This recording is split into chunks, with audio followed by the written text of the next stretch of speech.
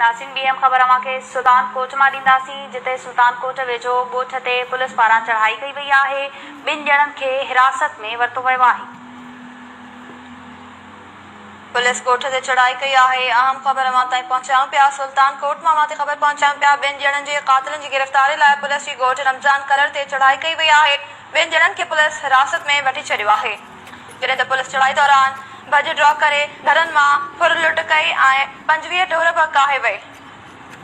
ॻोठनि पारां इल्ज़ाम हयो वियो आहे त पुलिस भञ ड्राह करे 25 ढोर बकाए वई आहे। वधीक अपडेट मालूम कंदासीं। असां टेलीफोन लाइन ते मौजूद आहे केटीएन न्यूज़ रिपोर्टर इस्रार चांडियो। जी इस्रार, वधीक अपडेट कजो।